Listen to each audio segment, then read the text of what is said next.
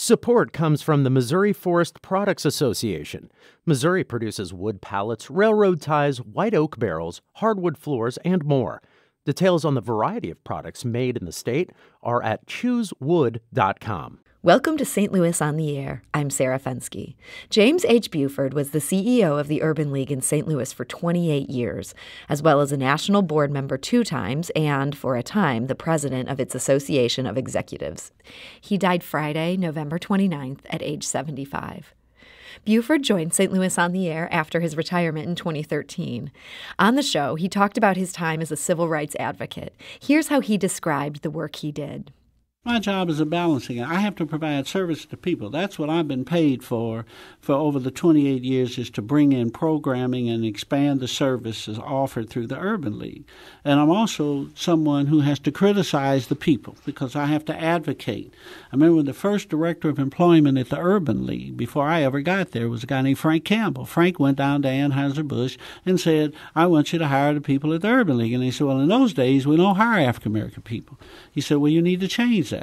Well, we had to advocate. And now today, Anheuser-Busch is one of the biggest, not only of the supporters of the Urban League, but supporters of everything in this town and all the other companies. I'm just singling them out, is that you have to advocate in a positive manner, and it's how you do it. It's above the table. It's not in-your-face, slam-dunk, name-calling. It's, okay, let us work with you and see how we can change that. Let's start out maybe in the housekeeping area at a hotel, or let's start out in the janitorial area at a corporation. Let's break I remember that Reverend Johnny Scott and I, who was the Reverend Scott's over the East St. Louis NAACP, went to Belleville. They had not one African-American employee when I first started working.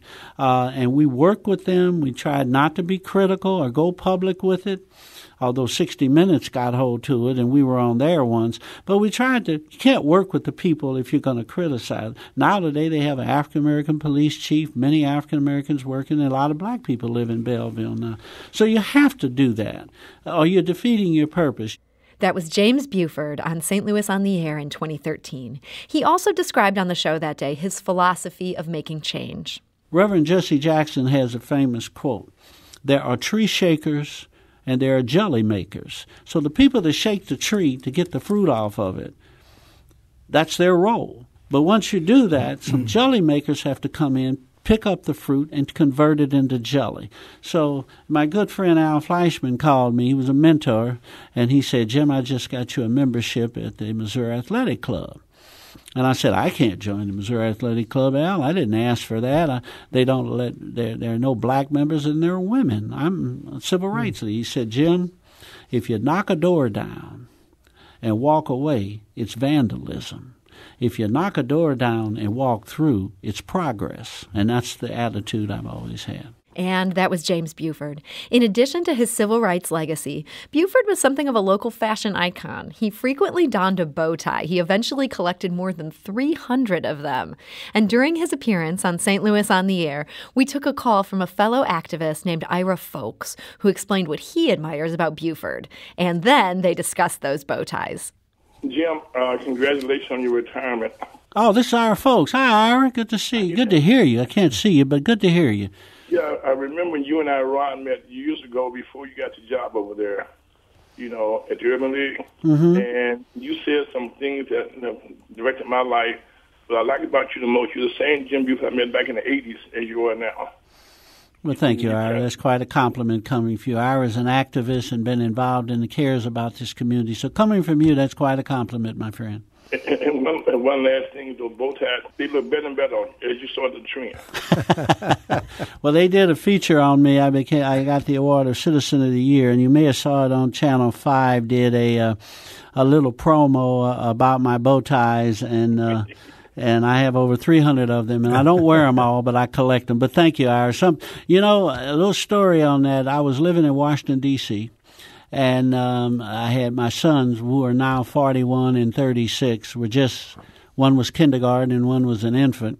And my wife and I didn't have much money, and I went to this new chain that was open, new store chain, It's called Sims. Now, we're familiar with Sims. It's closed here now, but still. And it was in Northern Virginia, right outside of Alexandria. And they had bow ties on the table as I came in. And they were 3 for $10. And I said, I haven't bought anything in bulk since I've been here. So I bought these 3 bow ties for $10, right? And then I bring them home, and my wife says, "Why did you buy these?" I said, "What do you mean?" She said, "You don't know how to tie one. And a bow tie brings attention to your face, and you have a very round face. Plus, you have kind of a little girth under your chin here, which will fray the bow tie. Why would you waste your money?" So I was determined. And a gentleman who had diabetes, who would go into the men's bathroom every morning where I worked in the White House at that time, would take his insulin shot. And he taught me how to tie a bow tie. We'd stand in there and look in the mirror together, and he showed me how to do it. So that's how I started, and eventually by 1981, that's all I ever wore, and it's become a trademark. But I like them, and whether they're complimentary or not, they're easy. You don't spill food on them. You spill it just on your shirt, but those are washable. So thank you, Ira, very much. Jim, enjoy retirement. Like I said, you create a model, for the whole country, as we've heard already, because you had a vision, of where to go when you went in there. Well, thank you. God bless you. And thank you for all you've done. And I'm not going away. I'm not going to be head to Urban League, but I'm going to... Jim, I know that already. Okay. Thank you, my friend. That's James Buford, the longtime civil rights activist in St. Louis. Here's what he had to say about some of his achievements during his 28 years at the Urban League. I think there's some achievements that I've had. The agency has grown from $2.5 million to over $23 million. I'm very proud of that. Not for the sake of raising funds, but the scope of the agency. I'm very proud of the fiscal management of the agency. We've had 13 straight years of A133 audits that are clean. We're serving over 60,000 people a year. That's the whole purpose of the Urban League. We've been rated a 5-star affiliate by the National Urban League. I tell you, we were rated number 1. Better Business Bureau has rated us one of the top companies. I've increased... They took a deficit and increased the reserves of the agency. Those are the things I'm very proud of. But most importantly, I'm proud of the fact that the Urban League has spoke for and represented our constituents, not just African American people, but all people that have been disenfranchised. We also got some thoughtful messages from 2 people who remember Buford. Vervis Jones, the former St. Louis comptroller, knew Buford during his youth in North St. Louis. Jim Buford transformed the Urban League. He brought a level of political savvy to the agency. He used that political savvy to provide a voice for the underserved. He was above all a firm believer that poverty was the root of most of the problems that faced the black community. He will be missed in this community. That was Vervis Jones.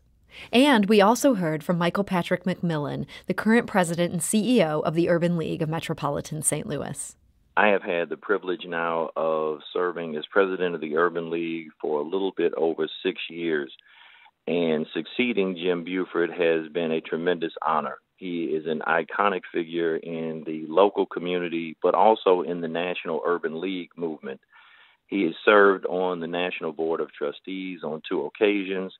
He has served as the president of the Association of Executives of all of the urban leagues across America. He is an iconic figure for not only his style, his grace, his commitment to this community, but his hard work and his ability to be a bridge builder between the black and white community, the grassroots, and the corporate community, and his willingness to get involved in some tough civic issues, whether it was the school board or the election board or many of the other not-for-profits that he served on. He was also a corporate leader in the sense that he has served on more corporate boards of directors than almost any African American in St. Louis. Only a couple of other people have that distinction, and he did it at a time that really was pioneering for African Americans. His advocacy for full engagement of everyone in society is something that we have to be very appreciative of as a region, because it helps us in terms of where we need to go and how we need to bring everyone along with us and let everyone have a seat at the table. So it is a tremendous honor to work for an organization that he once led and to continue to try to build upon his legacy and all of the great things that he did when he served as our president for almost 30 years. The Urban League family sends our condolences to his wife, Susan, his 2 sons, and his extended family. And we will continue to pay tribute to his legacy and make sure that we honor his name here in the Urban League locally and nationally. That was Michael Patrick McMillan, who succeeded James Buford in running the Urban League. Details about a memorial service for Buford have not yet been released. We'll post them on our website at stlpublicradio.org once we know more. This is St. Louis on the Air on St. Louis Public Radio, 90.7 KWMU.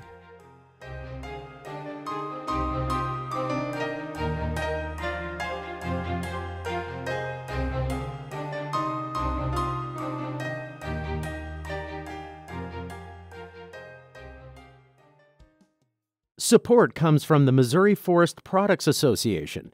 Missouri produces wood pallets, railroad ties, white oak barrels, hardwood floors, and more. Details on the variety of products made in the state are at choosewood.com. St. Louis Public Radio's The Gateway gives you the day's news first thing every weekday morning. From the ever-evolving relationship between St. Louis City and County to developments in the Missouri and Illinois state capitals and reports from our correspondents in Rolla and the Metro East. We put it all in a roughly 10-minute package with clarity and context. Download The Gateway wherever you get podcasts.